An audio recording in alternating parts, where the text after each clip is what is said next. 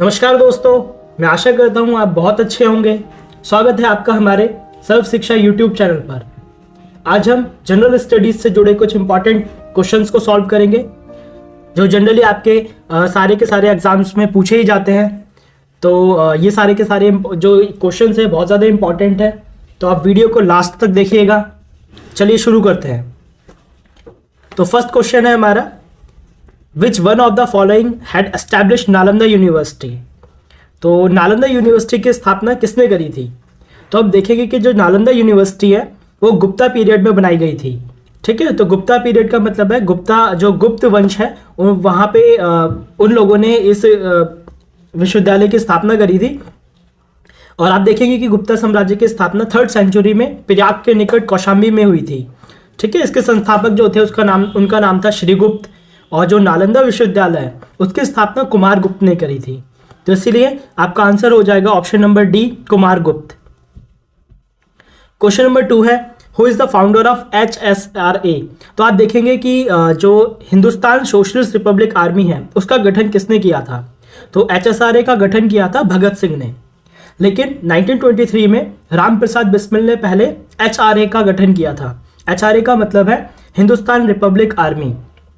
परंतु बाद में 1928 में दिल्ली में भगत सिंह और उनके साथियों ने मिलकर HRA को परिवर्तित करके इसका नाम HSRA रख दिया था, क्योंकि भगत सिंह का समाजवाद में काफी गहरा विश्वास था, इसीलिए उन्होंने इसको HRA को HSRA में परिवर्तित कर दिया था। तो इसलिए आंसर हो जाएगा option number A. Question number 3, which state is the highest producer of cardamom. तो आप देखेंगे कि सबसे ज्यादा इलायची का उत्पादन भारत के किस राज्य में किया जाता है? तो भारत के अंदर जो केरल राज्य है उसके अंदर सबसे ज्यादा कार्डेमम मतलब इलायची का उत्पादन किया जाता है। तो आंसर हो जाएगा आपका ऑप्शन नंबर ए।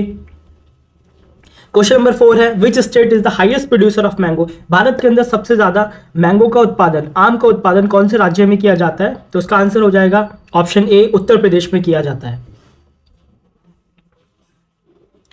क्वेश्चन नंबर 5, एस्कॉर्बिक एसिड का केमिकल जो नाम है वो कौन से विटामिन के लिए है? तो एस्कॉर्बिक एसिड जो है विटामिन सी को बोला जाता है। और जो विटामिन सी है हमें जनरली जो खट्टे चीज़ें होती हैं, जैसे कि जो खट्टे फ्रूट्स होते हैं या खट्टे वेजिटेबल्स होते हैं उसके अंदर मिलता है। ठीक है, अगर हम विटामिन सी को कंज्यूम ना करें तो इससे हमें एक बीमारी हो सकती है जिसको स्कर्वी बोलते हैं। ठीक है, तो इसलिए हमें विटामिन सी को कंज्यूम करना चाहिए। और विटामिन सी एक टाइप का वाटर सॉल्युबल विटामिन होता है, तो आपको ये भी याद रखना इंपॉर्टेंट है आपके एग्जाम पॉइंट ऑफ व्यू से। चलिए नेक्स्ट क्वेश्चन करते हैं। क्वेश्चन है 6, pyramid is the national building of. तो पिरामिड कहाँ की नेशनल बिल्डिंग है? तो आप देखेंगे कि सबसे ज्यादा जो पिरामिड हमें मिलते हैं वो मिलते हैं हमें इजिप्ट के अंदर। इजिप्ट को मिस्र भी बोलते हैं, तो इसलिए आपको ध्यान ही रखना है ये ट्रायंगल शेप की बिल्डिंग होती है और इजिप्ट के अंदर 100 से ज्यादा पिरामिड्स हैं। ठीक है, तो इसका आंसर हो जाएगा ऑप्शन नंबर ए, इजिप्ट। क्वेश्चन नंबर 7 है, the smell of onion and garlic. तो ऑनियन एंड गार्लिक की जो स्मेल होती है, जो प्याज है और जो लहसुन होता है, तो उसकी जो स्मेल होती है वो किसकी वजह से होती है? उसके अंदर प्रेजेंट होता है सल्फर। तो सल्फर की वजह से उसकी ऐसी हमें गंध आती है। ठीक है, तो आपको ध्यान रखना है option number A. Question number 8, who said सारे जहां से अच्छा हिंदुस्तान हमारा। तो ये जो लाइन है सारे जहां से अच्छा हिंदुस्तान हमारा, ये किसने लिखी थी या किसने बोली थी सबसे पहली बार? तो ये लिखी थी मोहम्मद इकबाल ने।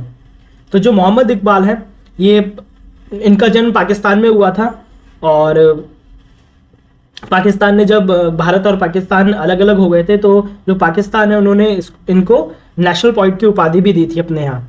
ठीक है, तो आपको याद ही रखना है Mohammad Iqbal, option number C. Question number 9 है, sir Syed Ahmad Khan associated with which movement. तो सर सैयद अहमद खां कौन से मूवमेंट से जुड़े हुए थे, कौन से आंदोलन से जुड़े हुए थे?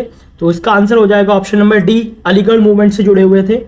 और सर सैयद अहमद खां जो थे वो काफ़ी पढ़े लिखे व्यक्ति थे और इस्लामी रिफॉर्म्स किए थे उन्होंने। बहुत सारे इस्लाम के अंदर जो बेकार की चीज़ें थी या कह सकते हैं कुरीतियाँ थी उनको ख़त्म किया था इन्होंने। और वो एक बहुत बड़े शिक्षाविद थे 19th सेंचुरी के। उन्होंने 1895 में एक कॉलेज की भी स्थापना करी थी जिसका नाम था मोहम्मदन एंग्लो ओरिएंटल कॉलेज। ठीक है, जो बाद में अलीगढ़ मुस्लिम यूनिवर्सिटी के नाम से फॉर्म हुई। तो ये सब याद रखना है आपको, option number D, Aligarh movement. Question number 10, decibel is the measurement unit of, तो डेसिबल जो होती है वो किस चीज़ की यूनिट है? तो आप देखेंगे कि साउंड को मेजर करने के लिए डेसिबल को यूज़ किया जाता है, एक मेजरिंग यूनिट है। और आपने सुना होगा कि जो ह्यूमन की रेंज है सुनने की वो 20 हर्ट्ज से लेकर 20,000 हर्ट्ज तक होती है। ठीक है, तो डेसिबल में अगर देखें तो एक मेजरमेंट का स्केल होता है, एक 120 से लेकर 130 डेसिबल तक की साउंड हम सुन सकते हैं, इसलिए आंसर हो जाएगा option number B. Question number 11 है आपका, DRDO is related to DRDO. तो डीआरडीओ की फुल फॉर्म होती है डिफेंस रिसर्च डेवलपमेंट ऑर्गेनाइजेशन। 1958 में इसको फॉर्म किया गया था। इसके हेडक्वार्टर्स जो है वो न्यू दिल्ली में है और ये मिनिस्ट्री ऑफ डिफेंस के अंडर में आता है। Question number 12, who attended all 3 round table conference. तो राउंड टेबल कॉन्फ्रेंस आप जानते ही होंगे, गोलमेज सम्मेलन बोला जाता है इसको। ये पूछा गया है कि जो तीनों गोलमेज सम्मेलन हुए थे उसमें किसने पार्टिसिपेट किया था। तो आप देखेंगे कि जो बी आर अम्बेडकर हैं, डॉक्टर बी आर अम्बेडकर, जिनका जन्म 14 अप्रैल 1891 में हुआ था, उन्होंने तीनों गोलमेज सम्मेलन में भाग लिया था। ठीक है, वो भारत के पहले फॉर्मर मिनिस्टर थे, लॉ के जस्टिस भी थे वो। ठीक है, उन्हें संविधान का जनक भी कहा जाता है। और उन्होंने कुछ पार्टीज भी फॉर्म करी थी, जैसे इंडिपेंडेंट लेबर पार्टी थी और शेड्यूल कास्ट फेडरेशन नाम से एक पार्टी बनाई थी उन्होंने। तो इसीलिए क्वेश्चन नंबर 12 का आंसर हो जाएगा option number C, B R Ambedkar. Question number 13, who is known as the Bharat Kokila. तो भारत कोकिला किसको बोला जाता था? तो सरोजिनी नायडू को भारत कोकिला बोला जाता था क्योंकि इन्होंने कई सारी पोएम्स लिखी थी। ठीक है, और ये भारत की पहली गवर्नर भी थी। तो हो जाएगा 13 का option number C. Question number 14 की बात करें, what is the financial capital of India. Bharat की फाइनेंशियल कैपिटल कौन सी है? तो जैसे दिल्ली आपकी एडमिनिस्ट्रेशन कैपिटल है, ऐसे ही मुंबई जो है वो फाइनेंशियल कैपिटल है। तो ऑप्शन हो जाएगा सी, 14 का आंसर। क्वेश्चन नंबर 15 पे चलते हैं, who is known as the father of economy. तो फादर ऑफ इकोनॉमी किसको कहा जाता है? तो एडम स्मिथ को कहा जाता है फादर ऑफ इकोनॉमी, क्योंकि एडम स्मिथ ने 1723 में पैदा हुए थे वो, और उन्होंने कई सारी बुक्स भी लिखी थी।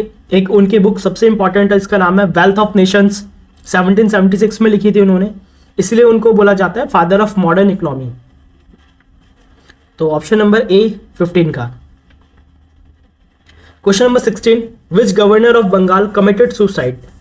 तो 1774 में अगर हम देखें तो एक बंगाल के जो गवर्नर थे उन्होंने सुसाइड कमिट कर लिया था, आत्महत्या कर ली थी। उनका नाम था रॉबर्ट क्लाइव। ठीक है, तो आपको आंसर याद रखना है, रॉबर्ट क्लाइव जो गवर्नर थे उन्होंने आत्महत्या कर ली थी। क्वेश्चन नंबर 17 पे चलते हैं, भोपाल गैस ट्रेजेडी। इसके बारे में आप सबने सुन ही रखा होगा कि 1984 में हुई थी ये। तो रात में हुई थी, 12 से 13 दिसंबर जो है, सॉरी 2 और 3 दिसंबर को ये घटना हो गई थी, जिसमें एक जो प्लांट था जिसके अंदर पेस्टिसाइड्स बनाए जाते थे, जिसका नाम था यूनियन कार्बाइड। तो एक टाइप का वो प्लांट था, तो उसके अंदर से ये गैस का रिसाव हो गया था। तो कौन सी गैस थी वो? मिथाइल आइसोसाइनाइड थी। तो मिथाइल आइसोसाइनाइड जो गैस थी काफ़ी ज़्यादा हार्मफुल गैस होती है, क्योंकि ये गैस को लेने की वजह से कई सारे लोगों को रेस्पिरेटरी दिक्कत हो गई थी और कई सारे लोगों की डेथ हो गई थी। ठीक है, 15,000 लोगों की डेथ हो गई थी। तो इसीलिए आपको ध्यान रखना है कि भोपाल गैस ट्रेजेडी जुड़ी हुई है मिथाइल आइसोसाइनाइड से। Question number 18, where was Mahavir Swami born. तो आपने देखा होगा कि जैन धर्म के जो गुरु हैं जिनको महावीर स्वामी बोला जाता है, उनका जन्म कहाँ हुआ था? उनका जन्म हुआ था कुंडल ग्राम में, और जो कुंडल ग्राम है वो वैशाली के पास पर है। और इनके पेरेंट्स थे सिद्धार्थ, माता का नाम था त्रिशला। ठीक है, और आपने देखा होगा जैन धर्म के अंदर 24 जैन तीर्थंकर हैं। तो 24वें जो तीर्थंकर हैं उनको महावीर स्वामी ही हैं वो, और 23वें जो हैं वो पार्श्वनाथ हैं, पहले जो हैं ऋषभ देव हैं। ये तीनों ही आपको याद रखने इंपॉर्टेंट, कई सारे एग्जाम्स में पूछा जाता है। क्वेश्चन नंबर 19 है, बुद्धा वाज बॉर्न एट। तो बुद्धा कहाँ पैदा हुए थे? तो बुद्धा पैदा हुए थे गौतम बुद्ध लुम्बिनी में। तो लुम्बिनी जो है वो नेपाल में पड़ता है अब, और ये जिस वंश से थे उस वंश को बोलते हैं शाक्य क्लैन। इनकी मृत्यु कुशीनगर में हो गई थी, और इनकी जो शिक्षाएं हैं वो एक बुक में लिखी गई हैं। तो जनरली वो एक 3 बुक्स का कंपाइलेशन है जिसको बोला जाता है सुत पिटक, विनय पिटक, अभिधम पिटक। ठीक है, तो आपको याद ही रखना है, बुद्ध से रिलेटेड ये तीनों बुक्स हैं। Question number 20, the Narmada and Tapti reverse enters the, तो नर्मदा और ताप्ती रिवर कहाँ पे गिरती हैं? तो याद रखना आपको, ये अरब सागर के अंदर गिरती हैं।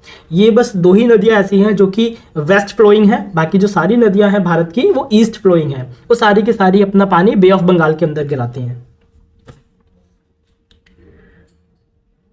Question number 21, which gas is used for artificial ripening of fruits, तो फलों को आर्टिफिशियल तरीके से पकाने के लिए किस गैस का यूज़ किया जाता है? तो आप देखेंगे कि इसको फलों को आर्टिफिशियल तरीके से पकाने के लिए इथाइलिन गैस का प्रयोग किया जाता है।